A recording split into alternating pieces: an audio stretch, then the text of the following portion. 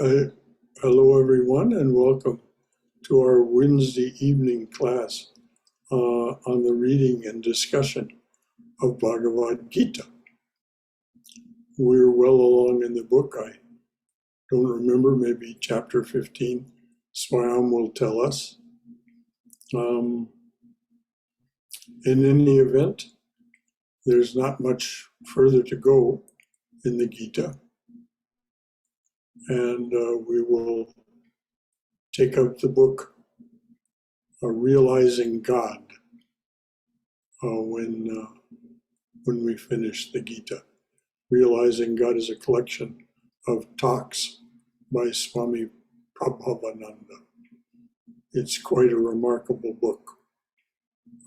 It's the best of all of his talks on a particular subject, as edited together by one of his disciples, Nalini, or Edith Tipple. She was a very, very good and accomplished editor.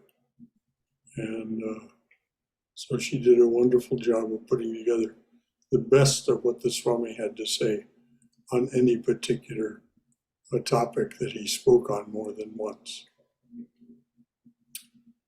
So with that, is there anything anyone would like to offer from their own wisdom or experience about anything we've discussed in the past, or anything we haven't discussed for that matter, that has drawn your attention? Anything at all from anyone? All right, dear, my dears. Swayam, please tell us where we are, and we can begin.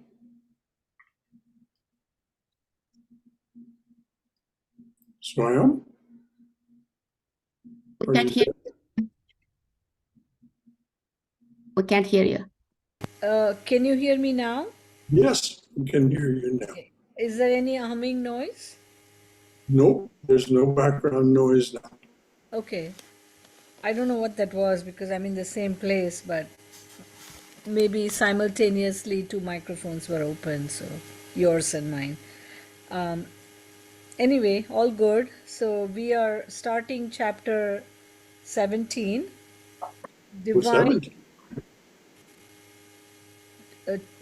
Divine and demonic tendencies. Shall I begin? Oh, please. Okay. So, Shri Krishna, a man who is born with tendencies towards the divine is fearless and pure in heart. He perseveres in that path to union with Brahman, which the scriptures and his teacher have taught him. He perseveres in that path to union with Brahman, which the scriptures and his teacher have taught him. He is charitable. He can control his passions.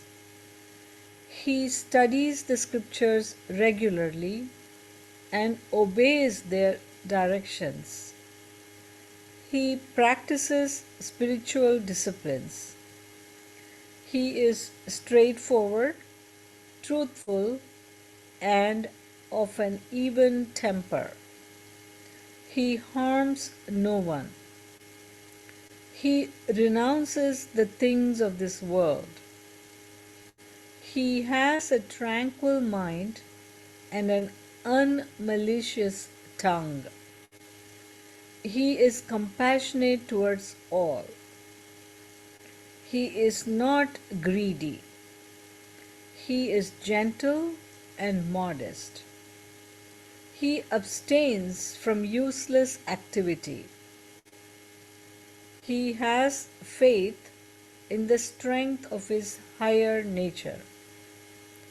He can forgive. Hold on just a moment. This is a very important point.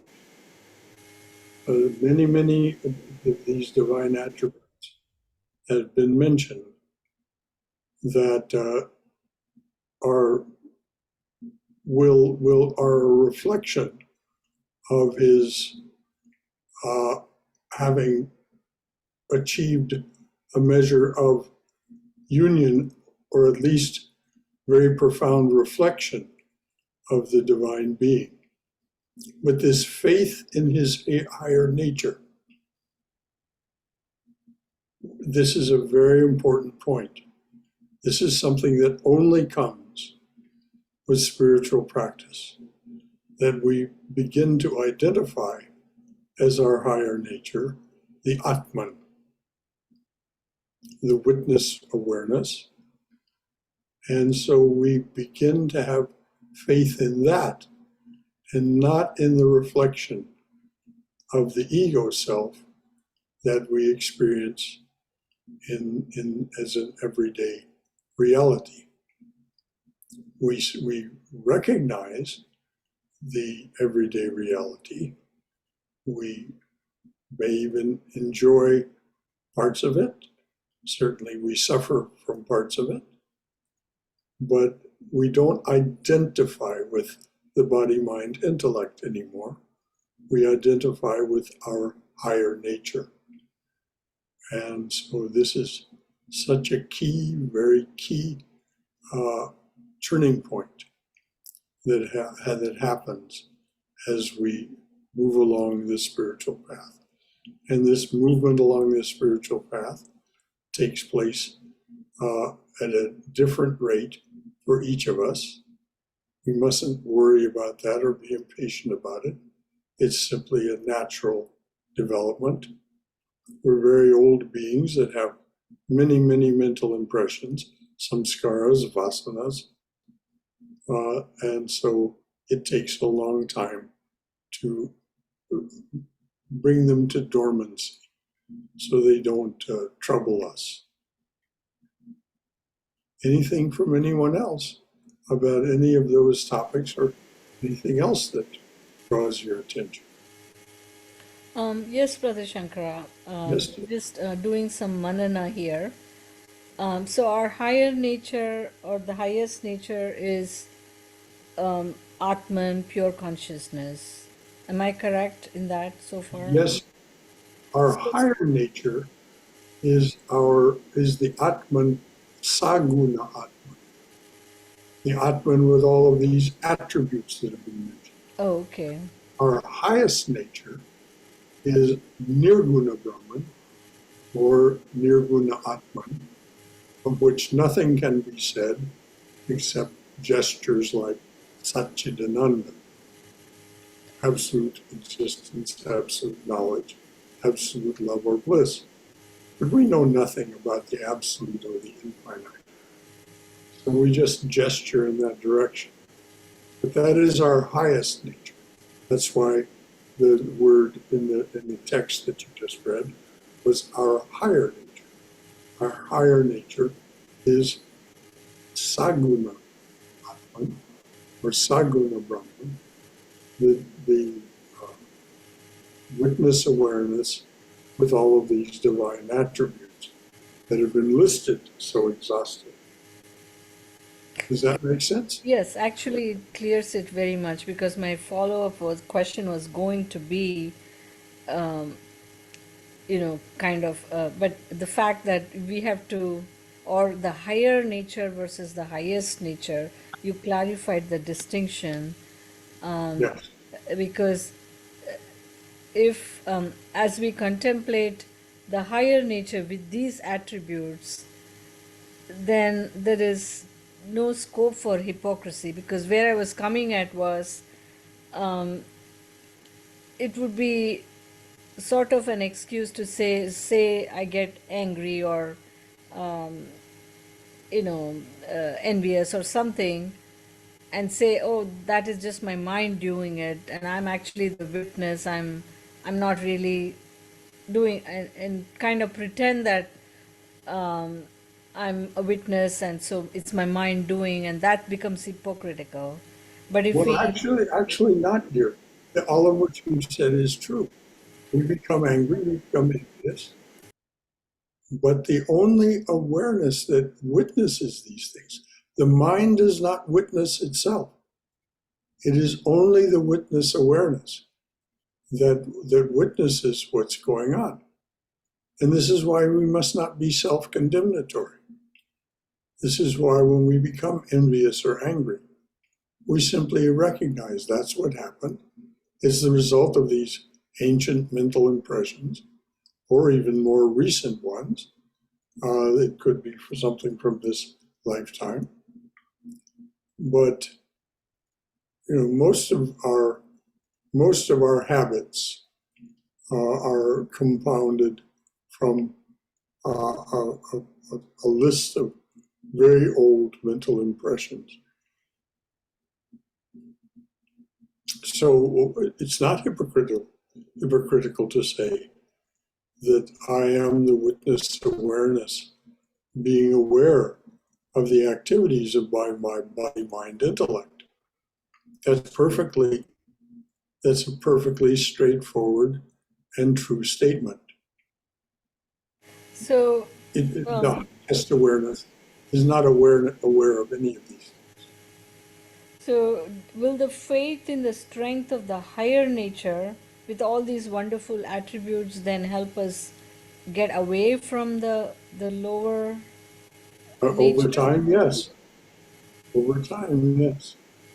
But even the enlightened soul, even the illumined soul, as Adi Shankaracharya points out in the last two chapters of the Vivekachudamani, the crest jewel of discrimination, even the illumined soul must be on the alert for the emergence of these old vasanas, these old samskaras. If sufficiently stimulated, they will emerge. But there will be no reaction. There will be no reaction. There will be simply observance of them. But they must be alert and not be suddenly caught up, their attention caught up by the power of these ancient things, although they have been watered and dormant for a long time, unwatered and therefore dormant for a long time. They can still come up. So, but the thing for us to do is not be too concerned about any of this. Be concerned about what it is that we're trying to manifest, which is our higher and then highest nature.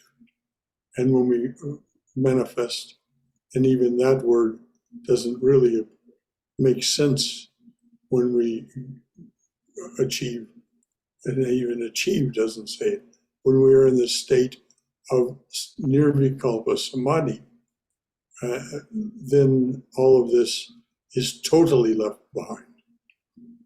We may have the grace of returning to the body through the wisdom, the ego of wisdom or the ego of love to serve as a teacher. Very rare. We can enumerate those who have done that on the two hands, recently in any event. And but it's not our concern.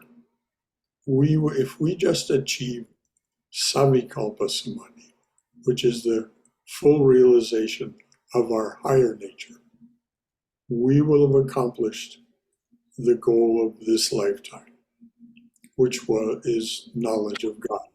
Sri Ramakrishna says, the goal of this lifetime, the purpose of this lifetime is to know God. And of course, Christ says the same thing. So if we achieve savikalpa samadhi, or the peace that passeth all understanding, as Christ put it, then we will have achieved the goal of this lifetime. Does that make sense, Swayam? Thank you. Yes, it does. Anything else from anyone about this or any of the other?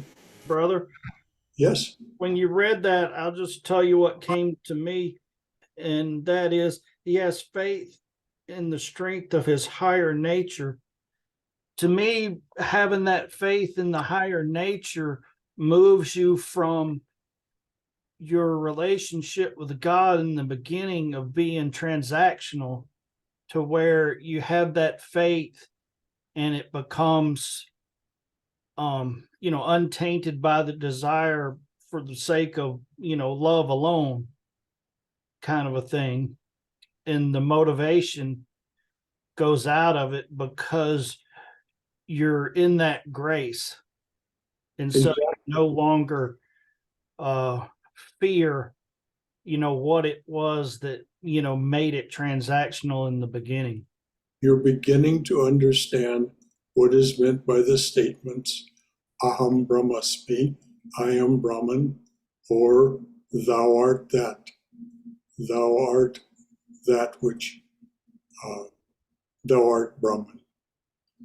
So this is why, as you say, all transactional, all feeling of this and that goes out of it. There's only that. Slowly and slowly, this is what emerges. And this is the highest nature. And so we go into the state of nirvikalpa samadhi at some point. But as I said, if we just get to this point where we have a full understanding of that we are the higher nature, we are that witness awareness, which is savikalpa samadhi, then that will be quite enough. And it is a delight to move along toward that. It becomes more and more delightful. The delight isn't there every moment, but it certainly does manifest when we're in holy company as we are tonight, for example. It manifests very strongly. So that delight is there. And it takes, we find it when we read certain things in the scriptures, when we hear certain things from any of the great teachers. They delight our heart because that witness awareness is, its very nature is one of, as you said, grace and of joy, of delight, of bliss. Its very nature is that. And so when it is touched on in that way, we feel it. And we feel it in a completely different way than any delight of the worldly sense, in a worldly sense. Because the delight that we experience in the worldly sense arises and passes away really rather quickly. But that delight that we sense, that we find in our higher nature, doesn't go away. It's always there. Whenever we touch on it, it is there. Thank you, Brahmadas. Anything else from anyone? All right, dear, please read on. Okay. He has faith in the strength of his higher nature. He can forgive and endure. He is clean in thought and act. He is free from hatred and from pride. Such qualities are his birthright. When a man is born with demonic tendencies, his Wait a birthright. minute. Let's just stop there. Let's just stop there. It is your birthright because you were born as the divine being, assuming a human body. The soul is not in the body is in the soul. The soul is your birthright.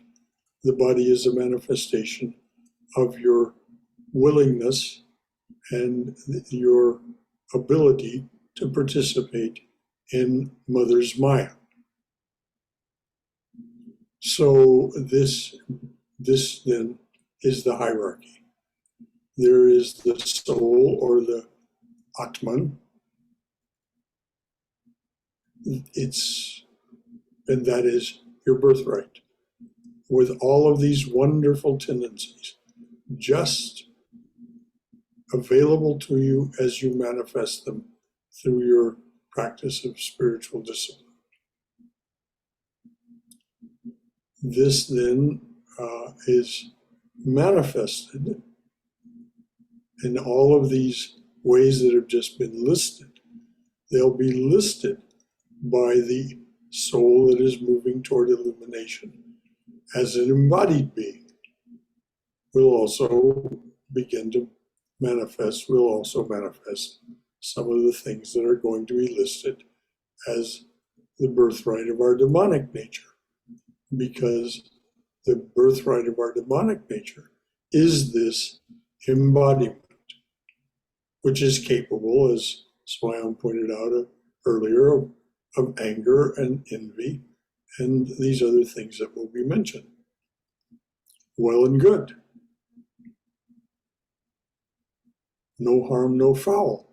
You just, if you have been angry or envious of someone, you make amends with them and move on. As Swami Swahananda would say, what's done is done, go forward. Don't look backward. Learn what you can from experience. If you've harmed anyone by your actions or words, don't worry about your thoughts. In the Kali Yuga, your thoughts are not held against you. This is what is said by Holy Mother. In other periods, something else is the case. But we don't need to worry about that because we're not living in those other periods. We're living now. So it's only your actions and your words that can be of any injury to others. So if you have in some way injured them, you apologize to them, you make amends with them, and ask for their forgiveness, and then move on, go forward. Any comments or questions about any of that? I believe it was, I'm sorry, go ahead. I was just going to say that going back to the previous paragraph in which the divine tendencies are listed, it says again that he can forgive and endure, and he is free from hatred and from pride. So forgiveness is not just towards others, it's self-forgiveness as well. Likewise, Oh, absolutely. free from hatred is not just towards others, but from self-hatred as well. Well, you cannot forgive others. You cannot be free of hatred for others unless you have forgiven yourself, unless you understand. And this is why Sri Krishna lists these demonic tendencies. These come with the package as well. And it is a birthright. It's not something you invented. It's not something you brought upon yourself. It is in the nature of the divine being to manifest these as well. As Swami Vivekananda so very clearly pointed out in many instances, within Maya there is both good and evil. There is Vidya Maya and Avidya Maya. And both are our birthright. Maya being our birthright, it has both these components, divine and demonic tendencies. So there's no way around this. So we must forgive ourselves. We must not hold our actions. We must not be unforgiving toward ourselves and self-hating and all those things that go along with it, self-judgment and beating yourself up in the parlance of today. Mustn't do it. I mean, of course, if you do it, it's just a waste of your time. But when I say we mustn't do it, We mustn't do it as a spiritual aspirant. We must learn better and do better.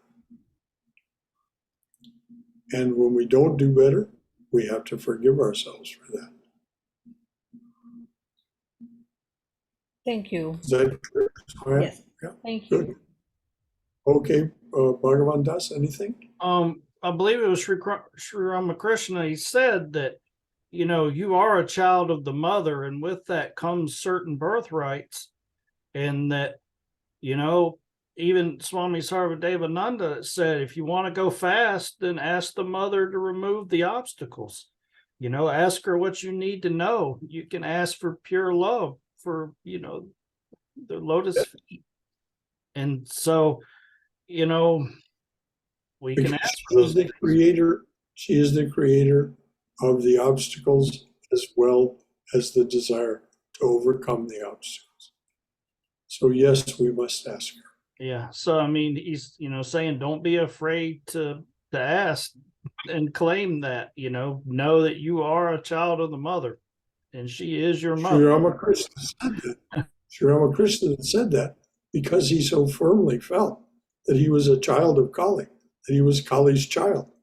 And he said, I asked her, he said, I didn't read any scriptures. I read nothing. I asked her to tell me, Mother, what is contained in the Vedas, in the Puranas, in the Tantras? Tell me what is the truth that has been manifested through these great teachings? And he said, then when she did, I spoke as she would have me speak. I acted as she would have me act. She is the operator. I am her machine. It is the mother that is doing everything.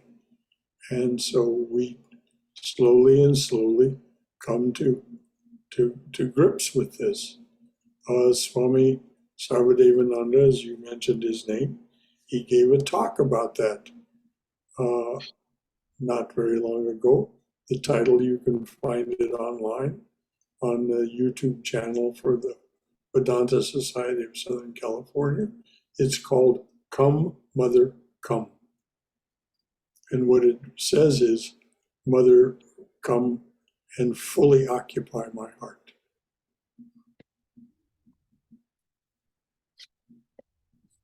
Thank you, Bhagavan Das. Anything else from anyone about this or anything else? We're talking about divine and demonic tendencies. I've just finished reading the Iliad, and it's attributed to the Greek poet Homer over 3,000 years ago. And what's really bothering me is the heroes of the Iliad, Achilles, Ulysses, Agamemnon, the rest of them, they're not good guys. They're kind of demonic when you look at their actual behavior. And the bad guy of the Iliad, who's Hector, you realize he's like, all his actions are very valiant. He's defending Troy from an invader. And I'm kind of bothered with the fact that these guys, these demonic guys are the heroes. They're very cruel. They're very deceitful. They're not good guys at all. What do you make of it? Well, this is not a scripture. This is the tale.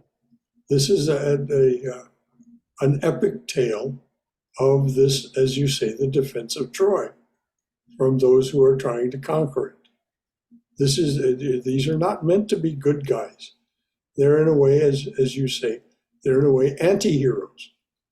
They're the protagonists, all right, and they're doing what they believe is right. But it's not a scripture. It was not intended as a scripture. The Greek scriptures are much smaller and contained among those, not by Homer. Homer didn't write any scriptures. It was Socrates, Plato, and the other philosopher saints of Greece that wrote these scriptures. So you don't need to be troubled about the fact that these are not good guys. They're not supposed to be good guys. This is a drama. It's a Greek drama. It was actually meant to be enacted. Does that make sense, dear?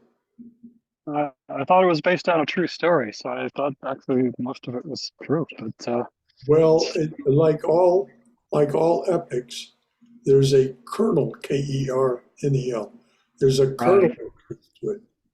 But right, it was 3,000 years ago, so it's hard for us to say what really happened at Troy. there's more recent. There's more recent great epics, great books. Ernest Hemingway's "For Whom the Bell Tolls" had a kernel of truth in it, but it was not all true. It was storyteller's truth, a way to make a point, a storyteller's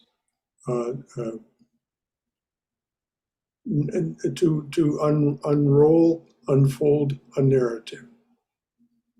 So, For Whom the Bell Tolls has a kernel of truth, and it is also a painful truth.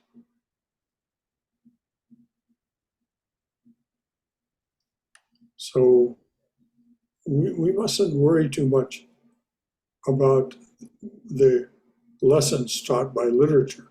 We can learn them, but far more powerful are the lessons taught by our spiritual teachers. Right. Okay, well, thank you. Thank you for bringing that up.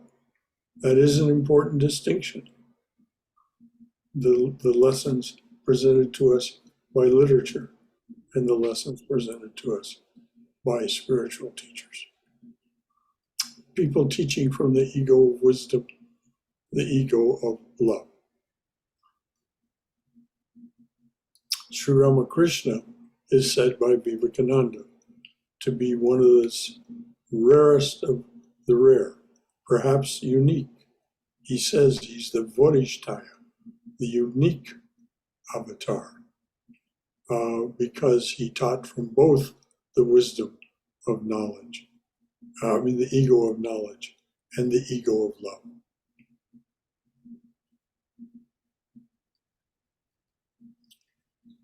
Okay, anything else from anyone, dears? So, some people claim that, there are gurus that are kind of good and bad or semi-nefarious. And, it's just my experience with Ramakrishna order swamis and gurus that, there's nothing like that in the order. And so I can't imagine how it could be true that really is a real thing. Well, we don't need to concern ourselves about these others, whether it's true or not. We're not going to listen to their teachings in the same way that we listen to the teachings of the Ramakrishna order. And you're absolutely right, Bhagavavan. If there's any of those tendencies whatsoever in these young men who become the swamis of the order, it's detected very early on. And they do not even become brahmacharis. They start out as postulants, go on to become novices, and as they do that in training center, they're tested very severely. And so any character flaws come to the surface. And those that are correctable, in the opinion of the swamis, and one of those for many years was Swami Sarvapriyananda. He was the one responsible for the training center. And so any of those that they deem correctable, they will correct them. If they don't think they're correctable, out they go. Now, whether that is the case in other orders of swamis and nuns, we just don't know. We just don't. We only hear what we hear. But as far as the nuns of the Ramakrishna order, the Sardhamat nuns, and the Ramakrishna order monks, there are no nefarious tendencies at all. They simply will not survive.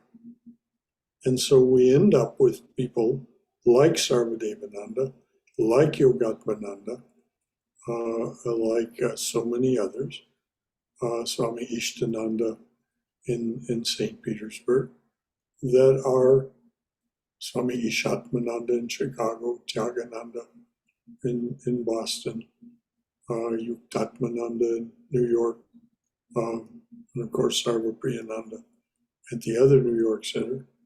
These become the faces of the eternal teacher. And what they say is a perfect or near perfect, as perfect as a human being can manage, a reflection of what the eternal teacher would have presented. Even Sri Ramakrishna admitted that he made mistakes, and so did Vivekananda.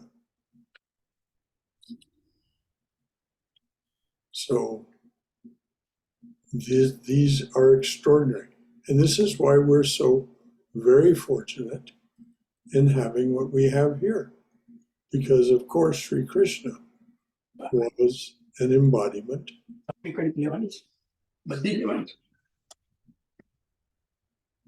Hello? Somebody said something, but I didn't understand what. So this great treatise that we're reading, and we're about to understand, be given an understanding of our birthright of demonic tendencies, comes directly from the mouth of an embodiment of the divine teacher.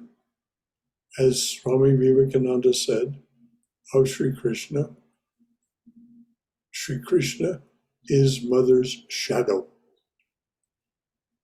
Mother's shadow. Mother speaking through this created being. So we can believe we can have faith in what is told to us. Anything else before Swayam reads on? All right, dear, go right ahead. Okay. When a man is born with demonic tendencies, his birthright is hypocrisy, arrogance, conceit, anger, cruelty, and ignorance. The birthright of the divine nature leads to liberation. But the birthright of the demonic nature leads to greater bondage. But you need not fear, Arjuna. Your birthright is divine. In this world, there are two kinds of beings: those whose nature tends towards the divine, and those who have demonic tendencies. I have already described the divine nature to you in some detail. Now you shall learn more about the demonic nature. Men of demonic nature know neither what they ought to do nor what they should refrain from doing. There is no truth in them, or purity, or right conduct. They maintain that the scriptures are a lie, and that the universe is not based upon a moral law, but godless, conceived in lust and created by copulation without any other cause. Because they believe this in the darkness of their little minds, these degraded creatures do horrible deeds, attempting to destroy the world. They are enemies of mankind. Their lust can never be appeased. They are arrogant and vain and drunk with pride. They run blindly after what is evil. The ends they work for are unclean. They are sure that life has only one purpose: gratification of the senses. And so they are plagued by innumerable cares, from which death alone can release them. Anxiety binds them with 100 chains, delivering them over to lust and wrath. They are ceaselessly busy piling up dishonest gains to satisfy their cravings. I wanted this and today I got it. I want that. I shall get it tomorrow. All these riches are now mine. Soon I shall have more. I have killed this enemy. I will kill all the rest. I am a ruler of men. I enjoy things of this world. I am successful and strong and happy. Who is my equal? I am so wealthy and so nobly born. I will sacrifice to the gods. I will give alms. I will make merry. That is what they say to themselves in the blindness of their ignorance. They are addicts of sensual pleasure, made restless by their many desires, and caught in the net of delusion. They fall into the filthy hell of their own evil minds, conceited, haughty, foolishly proud, and intoxicated by their wealth. They offer sacrifice to God in name only, for outward show, without following the sacred rituals. These malignant creatures are full of egoism, vanity, lust, wrath, and consciousness of power. They loathe me and deny my presence both in themselves and in others. They are enemies of all men and myself, cruel, despicable, and vile. I cast them back again and again into the wombs of degraded parents, subjecting them to the wheel of birth and death. And so they are constantly reborn in degradation and delusion. They do not reach me, but sink down to the lowest possible condition of the soul. Hell has 3 doors: lust, rage, and greed. These lead to man's ruin. Therefore, he must avoid them all. He who passes by these 3 dark doors has achieved his own salvation. He who passes by these 3 dark doors has achieved his own salvation. He will reach the highest goal at last. But he who flouts the commandments of the scriptures and acts on the impulses of his desires cannot reach perfection or happiness or the highest goal. Let the scriptures be your guide, therefore, in deciding what you must do and what you must abstain from. First, learn the path of action as the scriptures teach it, then act accordingly. That's the end of that chapter. Well, thank goodness. That was quite a litany, wasn't it? As we look around the world is there any doubt we're seeing people who exactly embody what is discussed here? A political figure was once photographed holding a Bible upside down.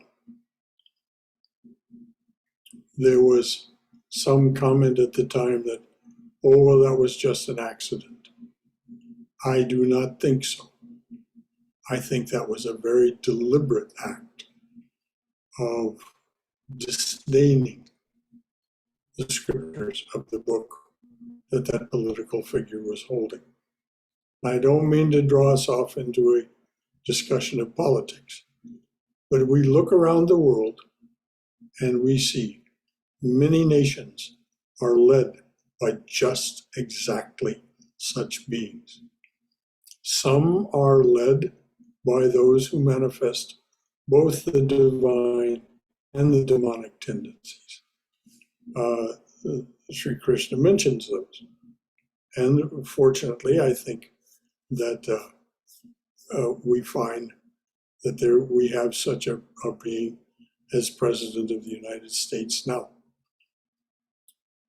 Of course, most politicians are not their own men. They're purchased. They have been bribed to serve the purposes of the oligarchs, of the people who resemble what Swayam just read. So that's enough about the politics of the world. But I just meant these are not theoretical descriptions of some individuals that might be. No, they exist right now and are participating in the destruction of the world. But then the destruction of the world must happen because it is the end of the Kali Yuga, we're told, by the Master, by Mother, by Vivekananda, by Brahmananda, and by all, for that matter, all of the band of minstrels that the Master brought with him. This is the end of the Kali Yuga, and the world must be transformed. That transformation means disassembling what is and creating of it something new. And we can see the glimmerings of the golden age, of the next age, also emerging. And that's wonderful, it's joyous. But it'll be some time coming. Vivekananda gave us a hint that toward the end of his life, he was walking with some of his fellow monks at Bellarmont, and he said, well, I've given them enough for 1,500 years. Well, that was about 200 years ago, so it looks like, at least if we're seeing this as a prophecy, that this transition will take more than another 1,000 years. Any comments or questions about this or anything else that we've discussed? We've got a little while left. I don't want to start chapter 18. Well, we got 10 minutes left. If there's anything from anyone, we can discuss it, or we can read on into chapter 18. Yes, Brother Shankar, I do have a question. Yes, dear. It says that I cast them back again and again into the wombs of degraded parents.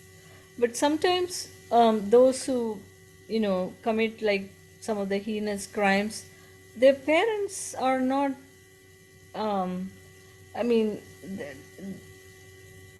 they may have difficult circumstances or whatever, but not always the parents. I don't understand the meaning of the word when it says degraded. Well, it's because we don't really know those people. We have no idea who they really are.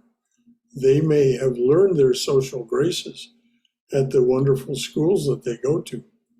They know how to behave in such a way that we don't treat them as degraded.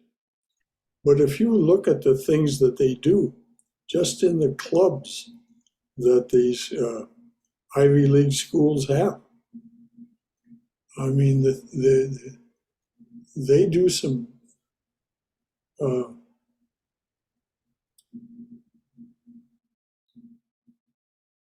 uh, they're they're not they're not necessarily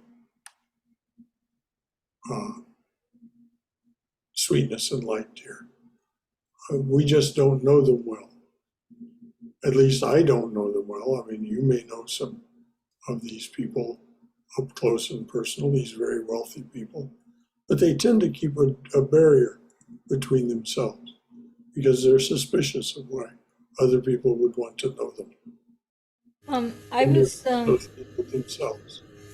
I think one of the I can't remember exactly, but I think the guy who shot those children in one of the schools in Texas, I think his mother was so apologetic and Well, that's a different kind of, and we're not talking about madness here.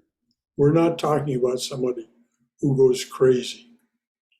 This is not a demonic tendency. Madness is not a demonic tendency. Just exactly what mental illness is still not clear. But somebody who goes crazy enough to shoot children, his parents are not necessarily degraded, no. Who knows why that person went crazy? I mean, it is their karma to do so, of course, but that doesn't explain anything, it just says something. So I understand then your confusion here if you were thinking about someone like that. But that's, go ahead.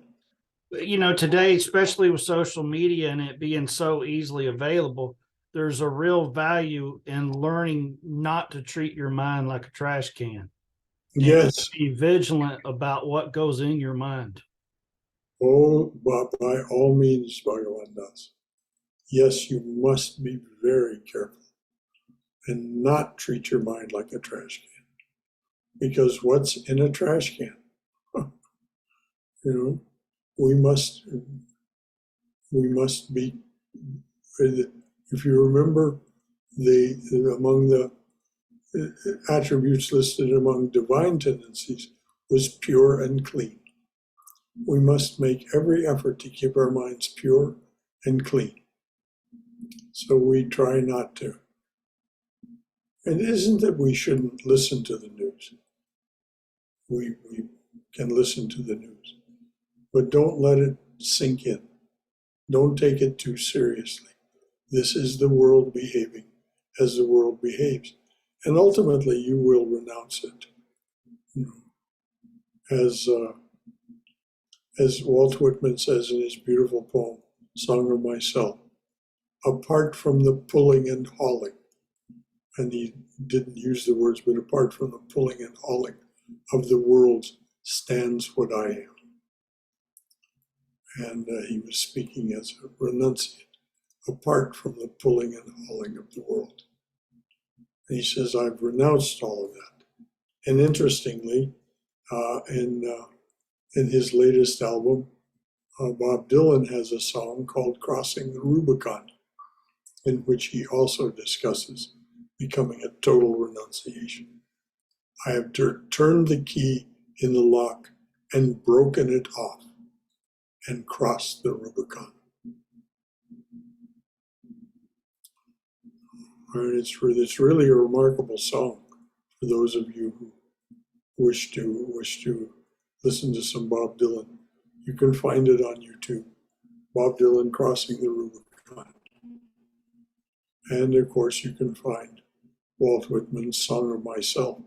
Again, a wonderful evocation of myself as the divine being, which is why Swami Vivekananda said of Walt Whitman that he was, in fact, the American sannyasin.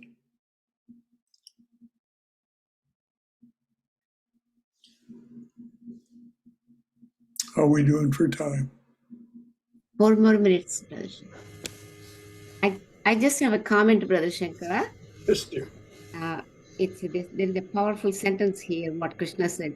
They fall into the filthy hell of their own evil minds. This is so true. If you look at the history or even today's world, they do fall into the filthy hell of their own evil minds. It takes time. It takes time for them. Yes, well, they make a trash can of their mind. Yes, and it takes time for them to get caught and get punished, whichever way it is, and that's very true. And they may not even get caught and punished in this lifetime. Well, that is true too. That is true too. You're right. Exactly. They may get some of it. This is what puzzles some people. Why aren't these people brought to justice? Yes. Well, because they have such good legal teams to protect themselves. True. Surely. Bhagavan Das went and got a book. What did you go get, Bhagavan Das? This is actually the big book of AA. Uh-huh. And it says, let's see here.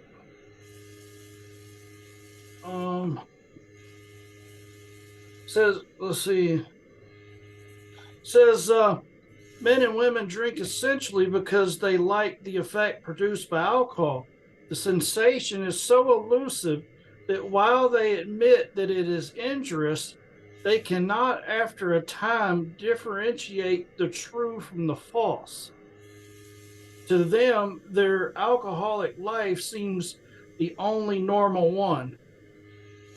And that's, to me, that's the same trap that the people that Krishna was just talking about, that they've let that trash can, their mind become a trash can, and then it becomes their reality, the only truth to them. Yes, exactly. And they can't differentiate the true from the false anymore. They believe that is the truth. And that's exactly what it says. That they don't believe in the scriptures. They believe that the universe is created by copulation. The word is used very explicitly. The universe is created by us multiplying ourselves as human beings. I mean, it doesn't take much thinking to see how preposterous an idea that is. But the universe is very small, and it's made of, as was said, it's made of lust, rage, and greed. Their universe is made of lust, rage, and greed. A very small universe indeed. And they don't have to have much before they're satisfied that they understand what universe is. And our time is up. Brother Shankara? Yes, dear. I just want to let you know that next Wednesday I'm having my right knee replacement surgery, so somebody else will have to be the reader. I assume that I will not be able to. Ima has volunteered already. Be able to do that, Swayam. Okay. Okay. Thank you, Emma. Problem. If I'm not too loopy and too much in pain, I might attend, but I won't be able to read it. Sure. You Well, take. yeah, they'll give you pain meds for the pain. Yeah, you'll be fine the first 2 or 3 days. Right. You'll be that. loopy. You'll be loopy, but you'll be free of pain. Yeah. Well, you take care. You may indeed ask some interesting questions under the influence of the opioids, That's true. and we'll be delighted to answer them. Yeah, thank you. And this is, after all, a dance. So, Jai Shri Guru Maharaj Ji Ki Jai, Durga Durga Durga. May we all be safe. May we all be healthy. May we all be cheerful. May we all have peace of mind. May we go forward in the secure knowledge that we are in the loving and protective embrace of the Divine Being as our Father and Mother. May we all be well and in bright spirits. Hari Om Tat Sat. Dearly beloved Thakur, make it so. Anything else from anyone before we sign off? All right, dears, here we go. Until Saturday, which we'll take up the book Divine Grace. We've finished with How to Know God, so we'll take up Divine Grace. Until then.